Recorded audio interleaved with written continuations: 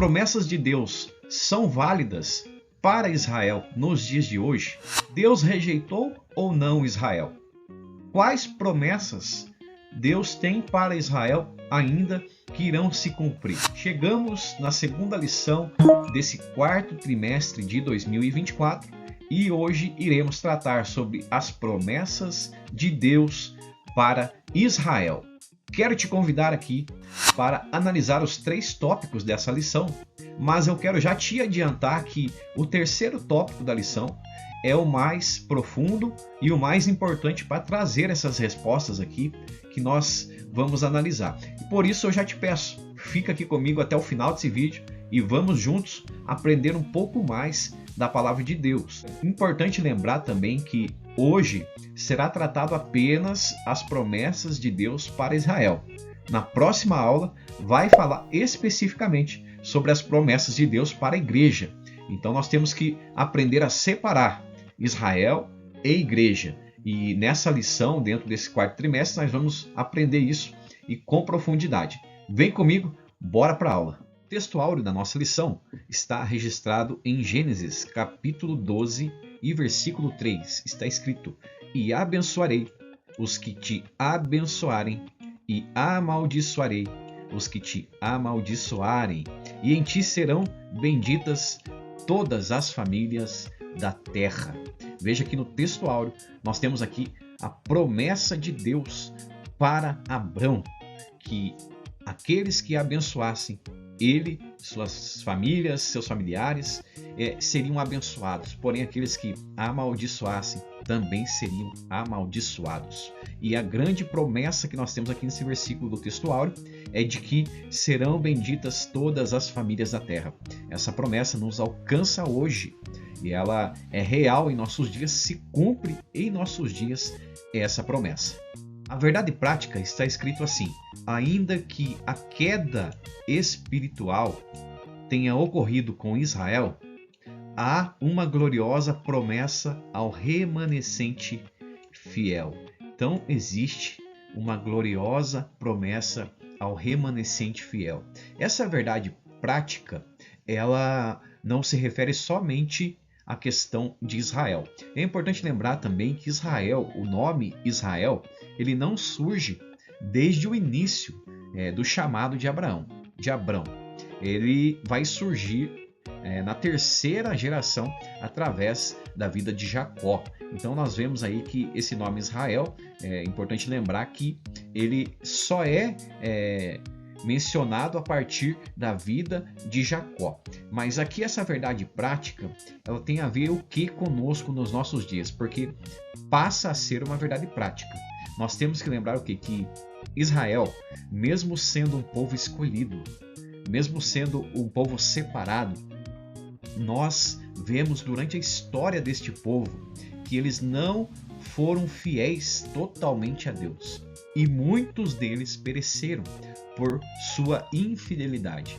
A verdade prática, ela nos ensina que hoje, para nós que temos as promessas de Deus sobre as nossas vidas, promessa de salvação, promessa de restauração, regeneração, justificação, todas as promessas aí que são várias, hoje, para aqueles que ainda não conseguem entender e não conseguem se manter fiel ao que Deus prometeu, essas pessoas também podem cair espiritualmente. É normal, nos dias de hoje, nós ouvir notícias de pessoas que antes eram pastores, pregadores, cantores, músicos, pessoas que viviam dentro da igreja, mas que caíram, tiveram uma queda espiritual e hoje se encontram afastadas de Deus. Então essa verdade prática, ela não é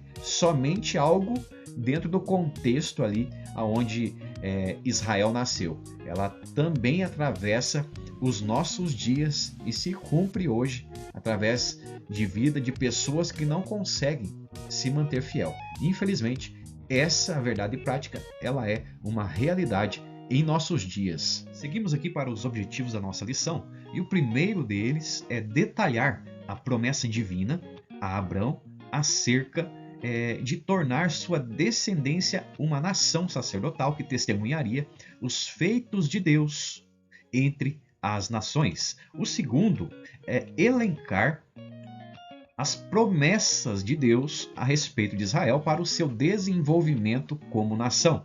E o terceiro aqui é destacar a posição de Israel no tocante à salvação e a promessa quanto ao seu futuro espiritual.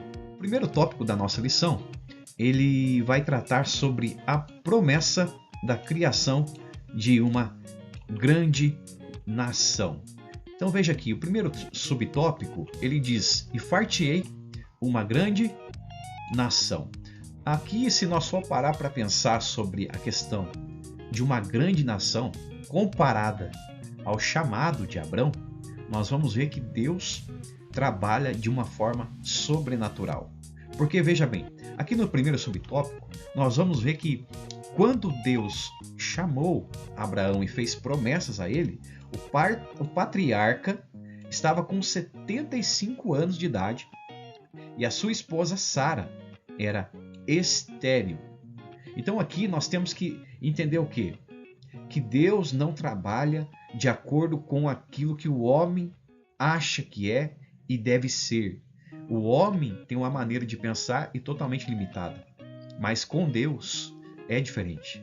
O propósito de Deus durante a caminhada, tudo aquilo que Deus iria mostrar para Abrão, estava de acordo com o que ele ia viver, as experiências que ele ia viver com Deus durante esse processo em que Deus faria dele e de Sara uma grande nação. O segundo subtópico vai dizer: e abençoar-te-ei, engrandecerei o teu nome e tu serás uma bênção. O fato é aqui que nós precisamos entender que Deus, ele escolheu ainda Abrão dentro de um povo totalmente idólatra. Aqui na lição vai dizer, Abrão era filho de uma família idólatra. Nós vemos lá Gênesis 12 e versículo 1. Deus vai trazer promessas para Abrão dentro de um contexto em que para muitos era impossível algo acontecer na vida de Abrão, mas que através da promessa de Deus e da fé de Abrão, que creu nas promessas, nós vemos que Deus trabalhou de uma forma sobrenatural.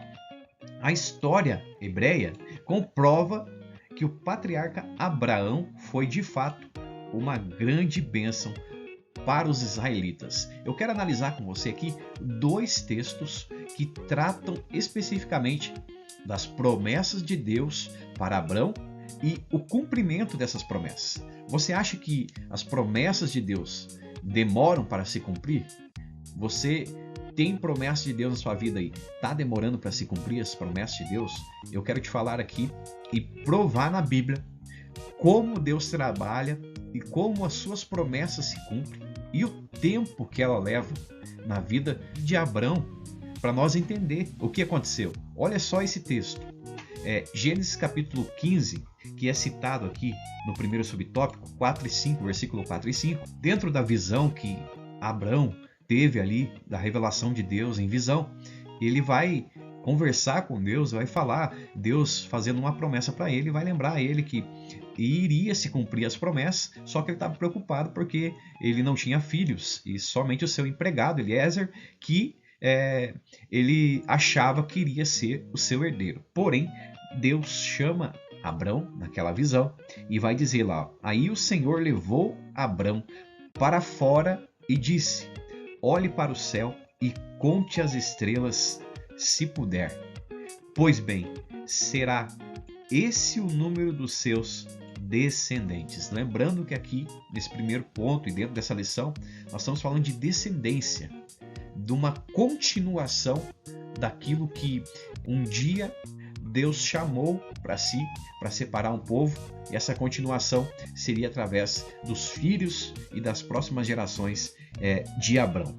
Abrão ainda creu em Deus, o Senhor, e por isso o Senhor o aceitou. Nós estamos lendo aqui esse versículo da Nova Tradução Literal de hoje.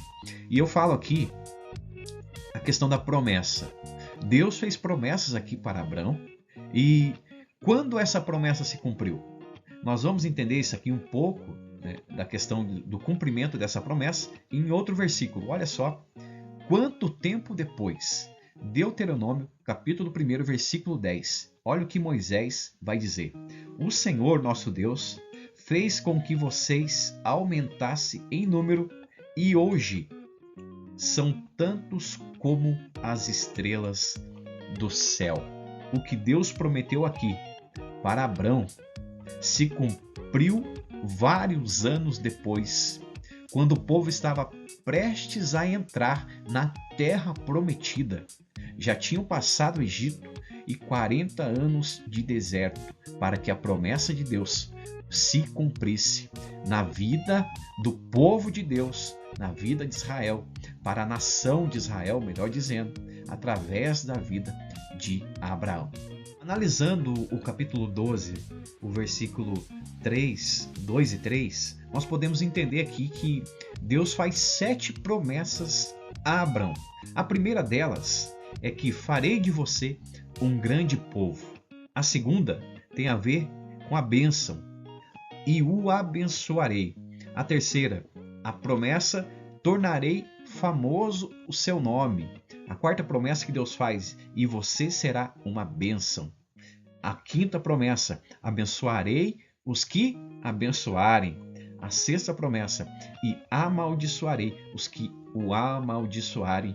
E por último, a sétima promessa que Deus faz, e por meio de você, todos os povos da terra serão abençoados. Aqui dentro desse contexto aqui, no versículo 2 e 3, ele está aqui bem esquadrinhado, vamos dizer assim, trazendo para nós 7 promessas que Deus fez na vida de Abraão. O fato é que Deus deu muita coisa para Abraão. O fato é que um grande povo se formou, como nós lemos aqui no slide anterior. Quando o povo estava prestes a entrar na Terra Prometida, já era uma multidão incontável. Moisés vai dizer que era como as estrelas do céu. A bênção que Deus dá para Abrão é muito ouro, muita prata, servos, gado, muita coisa. Tornarei teu nome famoso. Abraão não tinha nem noção do que Deus iria fazer para ele, por ele. Hoje, nós vemos que as 3 maiores religiões aí do mundo, elas têm Abraão como um pai espiritual. O cristianismo, o judaísmo e o islamismo. Essas 3 religiões têm Abraão como um pai espiritual.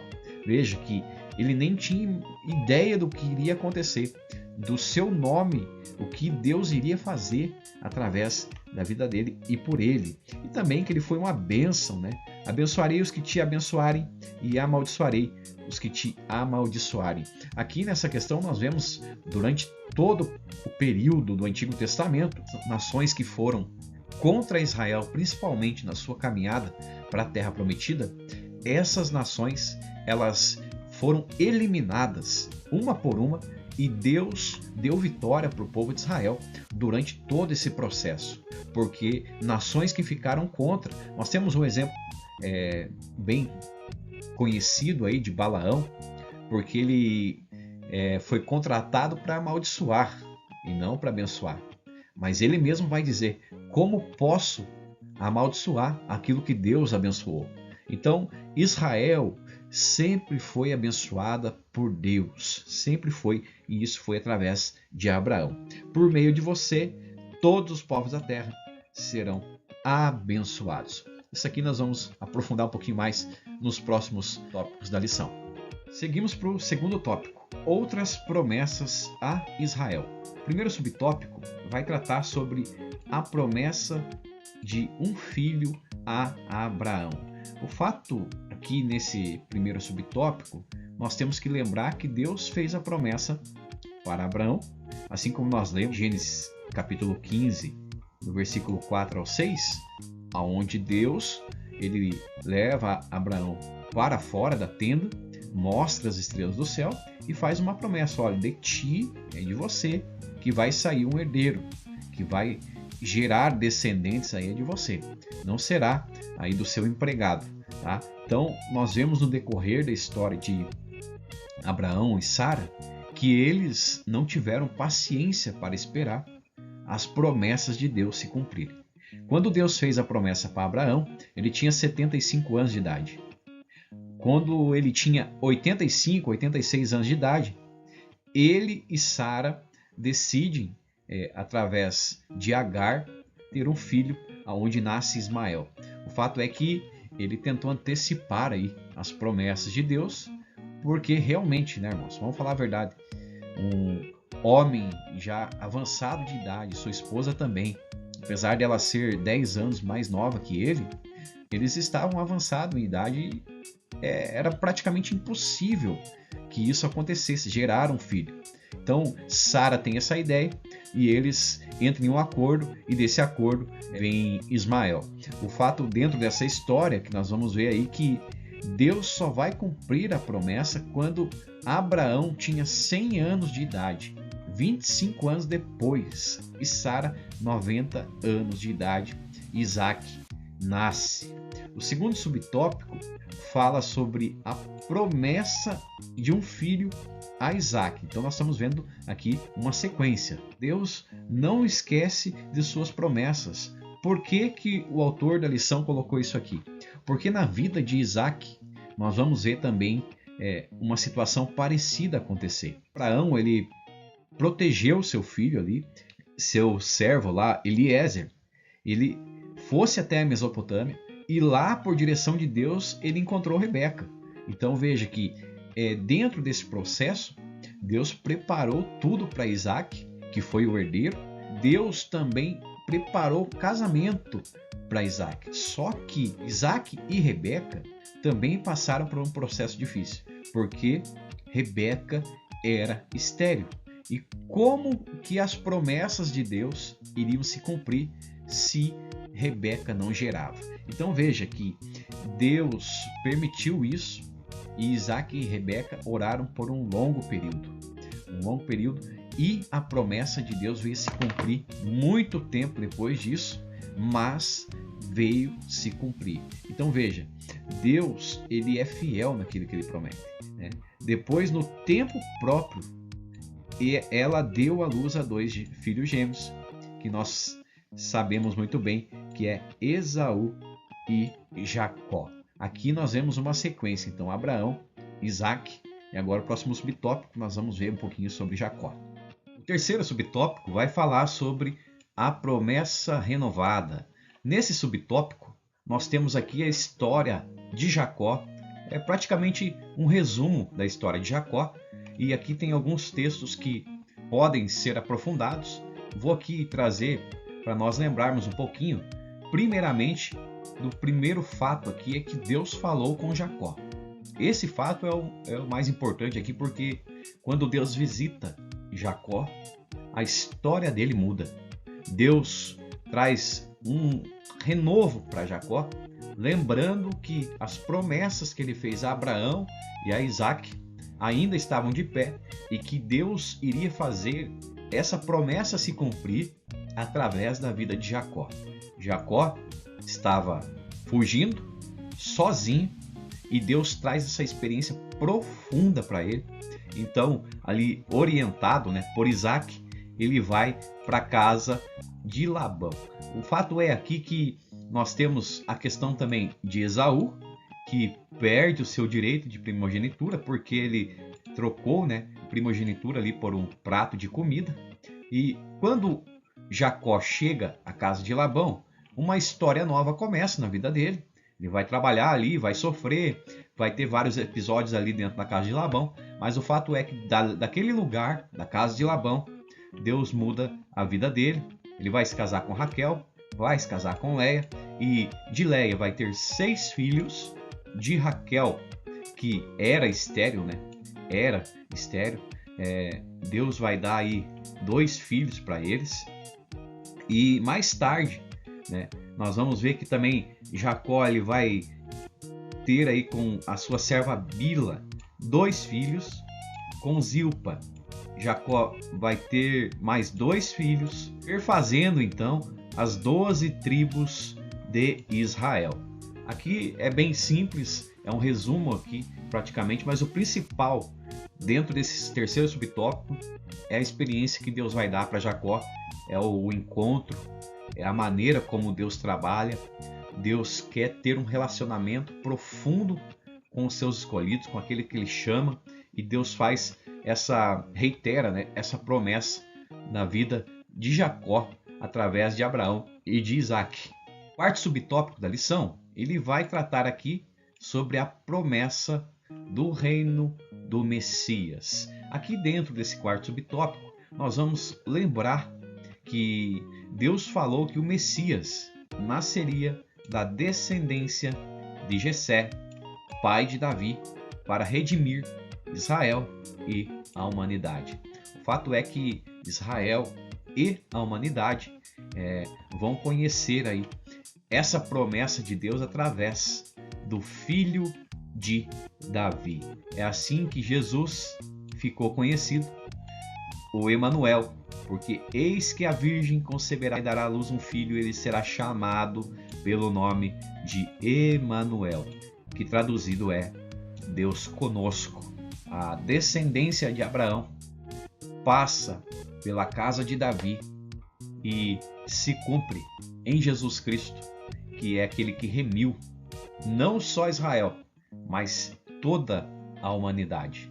Deus amou o mundo de tal maneira que entregou o seu Filho unigênito para que todo aquele que nele crê não pereça, mas tenha vida eterna. Essa realidade, dentro desse quarto subtópico, nós vemos aí então todas as promessas de Deus se cumprindo através de Abraão e sendo aí percebidas pelo mundo através de Jesus Cristo. O fato é que, apesar de Israel hoje não crer, muitos israelitas não creram, né? E hoje também não creem em Jesus como o Messias, isso não deixa de ser uma verdade. As promessas de Deus se cumpriram através de Jesus Cristo e hoje nós temos essa bênção sobre as nossas vidas de participar dessa grande família que Deus abençoou e separou para Ele.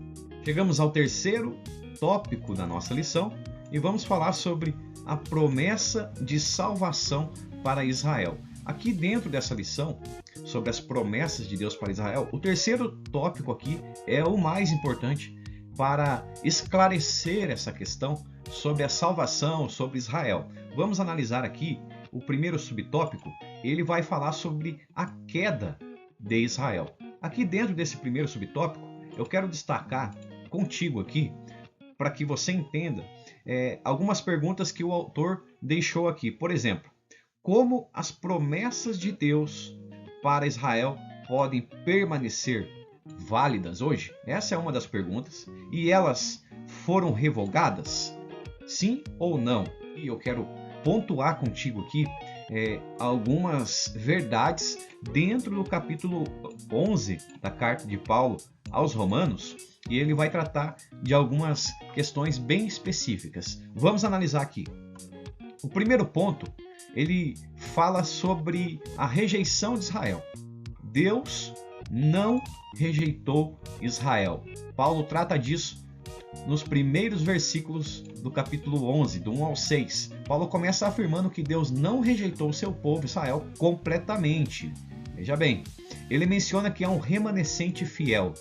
Essa aqui é uma realidade, e disso que nós falamos aqui na lição. E Paulo fala isso no capítulo 11, porque Deus tem sempre um remanescente. Deus sabe que entre aqueles que rejeitaram o Messias, tem aqueles que aceitaram. E Paulo vai usar o exemplo do profeta Elias. Por quê? Porque Elias achava que só ele que existia como fiel, um homem fiel a Deus naquele contexto que ele estava. Mas Deus vem e revela para ele o quê? Olha, tenho mais 7.000 que não se dobraram diante de Baal. Essa é uma realidade hoje também em Israel. Existem muitos que endureceram seu coração? Sim. Porém, existe um remanescente fiel. E é disso que Paulo trata no capítulo 11. O segundo ponto, Paulo fala sobre a incredulidade de Israel, que vai do capítulo 11, versículo 7 até o 10. Paulo reconhece que a maioria de Israel não aceitou Jesus como o Messias. Isso resultou num endurecimento espiritual. No entanto, esse endurecimento não é definitivo. Aqui é uma questão interessante. Não é porque ficaram endurecidos espiritualmente que isso foi definitivo. O ponto 3, do versículo 11 ao 15, Paulo vai tratar sobre a inclusão dos gentios. E aqui é algo que chega a nós hoje. O apóstolo Paulo explica que a rejeição de Israel abriu o caminho para que os gentios fossem incluídos no plano de salvação. No entanto, ele também deixa claro que essa rejeição de Israel não é final e que, eventualmente, eles também podem ser restaurados. Esse terceiro ponto, ele fala muito sobre nós. Por quê? Porque o Evangelho chegou a nós. Assim como Israel endureceu o coração, rejeitaram o Messias, Deus trouxe, através desse endurecimento espiritual de Israel, o Evangelho até nós, os gentios. E hoje nós temos aí a grande maravilha de participar dessa bênção espiritual que Deus fez a promessa lá a Abraão, se cumprindo tudo em Jesus e alcançando as nossas vidas nos dias de hoje. O quarto ponto que eu gostaria aqui de levantar dentro desse capítulo 11 é o seguinte: a metáfora da oliveira, Romanos capítulo 11, 16 ao 24. Paulo usa a imagem de uma oliveira para descrever a relação entre Israel e os gentios. Israel é representado pela oliveira original e os gentios são como ramos de oliveira brava enxertados na árvore. Ele alerta os gentios a não se exaltarem sobre os judeus, pois ambos dependem da mesma raiz. Olha só que profundo isso aqui. Israel e os gentios dependem da mesma raiz, ou seja, é o plano de Deus para Israel e também para os gentios. Se os gentios foram enxertados, os ramos naturais, no caso aí os judeus, também podem ser enxertados novamente se voltarem à fé. Profundo o que Paulo fala sobre essa metáfora da oliveira. O quinto ponto é a esperança de salvação para todo Israel. Romanos capítulo 11, 25 ao 32. Existe esperança de salvação para Israel? É uma pergunta aí que Paulo responde. Paulo menciona o endurecimento espiritual de Israel, e esse endurecimento ele é parcial e temporário, e que no fim todo Israel será salvo. Romanos 11, 26. Ele acredita que a inclusão dos gentios na fé provocará um desejo em Israel de retornar a Deus. Paulo finaliza dizendo que, embora Israel esteja desobediente agora, Deus é fiel e misericordioso e sua promessa de salvação não falha. O fato é que essa promessa de salvação ainda é para Israel também. O último ponto que eu gostaria de tratar aqui contigo, aprofundando esse capítulo 11, é a profundidade do plano de Deus. Romanos 11, do 33 ao 36. Paulo encerra o capítulo com uma doxologia, exaltando a sabedoria e o conhecimento de Deus.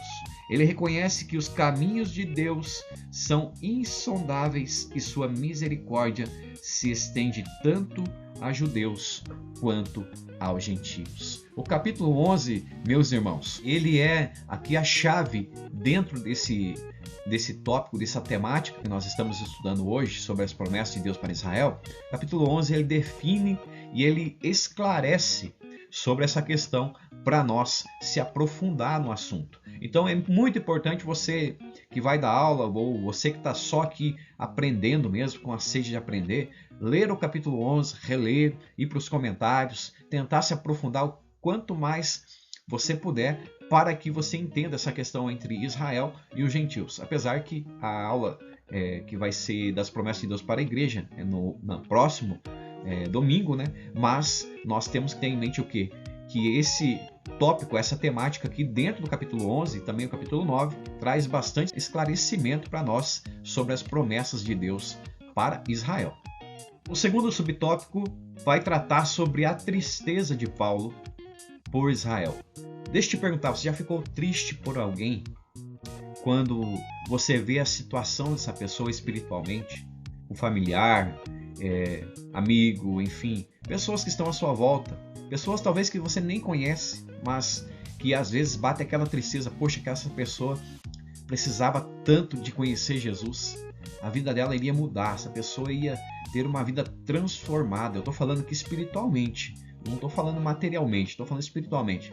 Essa é o sentimento de Paulo para com os judeus. O fato é que no capítulo 9 aqui, de Romanos, Paulo ele revela a sua tristeza pelos judeus que não conheciam a Cristo. Esse sentimento de tristeza de Paulo, ele ao mesmo tempo, o autor coloca aqui, uma atitude piedosa de sofrer pela salvação dos judeus. E deve ser um compromisso permanente de cada cristão para evangelização dos judeus. Aqui assim, é o seguinte, eu estava analisando esse subtópico aqui e eu quero aqui trazer para você 3 pontos dentro do capítulo 9 que Paulo revela para nós. O primeiro ponto é o seguinte: amor incondicional por Israel. Aqui, Paulo expressa uma dor profunda pela rejeição de Cristo pelos judeus, desejando até ser separado de Cristo em favor deles. Olha a profundidade do amor de Paulo pelos seus irmãos, pelos seus parentes. Outro, privilégios espirituais de Israel. Ele lamenta que apesar dos privilégios dados a Israel, alianças, promessas e patriarcas, muitos não reconheceram o Messias. Não reconheceram e até hoje não reconhecem. O fato aqui é que eles tinham tudo para ser um povo que tem essa experiência profunda com o seu Deus, mas eles rejeitaram aquele que eles esperavam.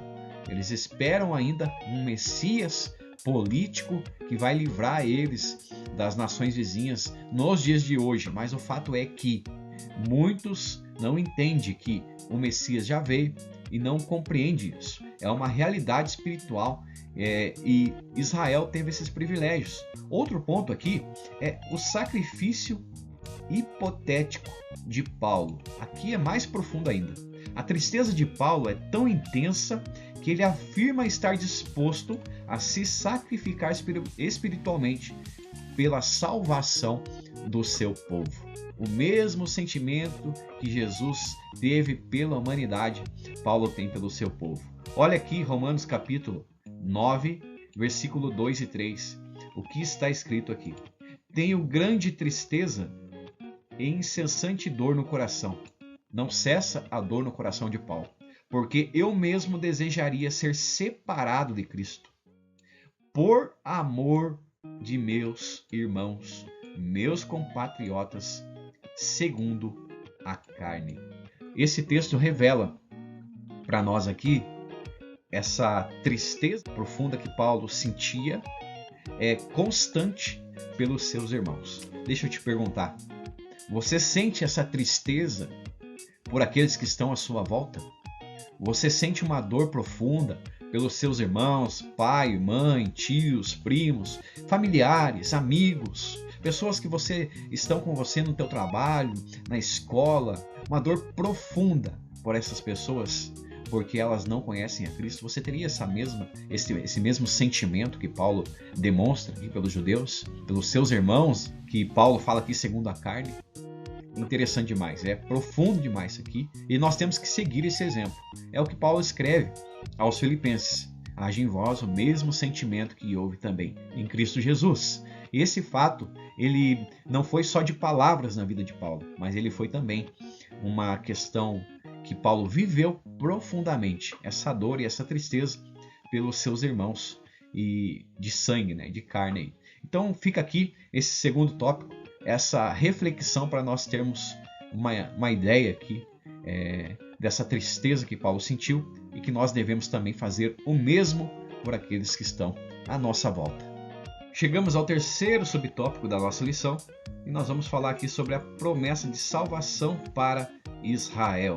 Aqui nesse terceiro subtópico, nós lemos aqui em alguns dos textos que são citados aqui em Romanos capítulo 9, onde Paulo vai dizer o seguinte lá, dos quais é a adoção de filhos e a glória e os concertos e a lei, o culto e as promessas, dos quais são os pais e dos quais é Cristo, segundo a carne, o qual é sobre todos, Deus bendito eternamente. Amém. Esse texto revela aqui o sentimento de Paulo com relação a Israel. Tudo que aconteceu no contexto de Israel, todos os privilégios que Israel teve, Paulo vai tratar aqui dentro do capítulo 9 também com profundidade. Essas qualificações mostram que Deus cumpre a sua palavra, prometida àqueles homens que o buscam em sinceridade. Por isso a Bíblia assegura que Israel será salvo, ainda que não totalmente. A Bíblia diz que esse povo será chamado filhos do Deus vivo, Romanos 9:26, que o remanescente fiel de Israel será salvo também, Romanos 9:27, e o libertador virá de Sião e fará isso. Ali nós analisamos no capítulo 11 alguns desses textos aqui. E eu gostaria de finalizar aqui esse tópico com essa breve aqui reflexão, Romanos 9, do 6 ao 29, que vai falar sobre a soberania de Deus. Depois de expressar sua tristeza, Paulo explica que, embora muitos judeus tenham rejeitado Jesus, isso não significa que a palavra de Deus tenha falhado. Aqui é importante. Por quê? Porque muitos acham que Deus falhou nas suas promessas. Mas o fato é que as promessas que Deus fez se cumpriram. A palavra de Deus não falha. Deus não é homem para que minta, nem filho do homem para que se arrependa. A palavra de Deus não falha. O que falha é aqueles que ouvem a palavra, mas não dão uma resposta, não têm fé para acreditar que a palavra que Deus falou é verdadeira. Ele explica que nem todos os descendentes de Israel são verdadeiros israelitas espirituais, olha aí. Ou seja, nem todos os que são de descendência física de Abraão fazem parte do povo da promessa. Essa é uma realidade. Nem todos aqueles que são filhos de Abraão, são descendentes, são judeus, acreditam em Jesus, creem que Jesus é o Messias. E nessa questão não tem o que fazer. Pode ser judeu, pode ser descendente de Abraão, mas se não crer, não vai ter salvação. A salvação não é pelas obras, a salvação é pela fé. Ele usa exemplos da história de Israel como Isaac, Ismael, Jacó, Esaú, para mostrar que Deus escolhe soberanamente os que fazem parte do seu plano de salvação. A salvação é pela fé. Não existe outra maneira de ser salvo.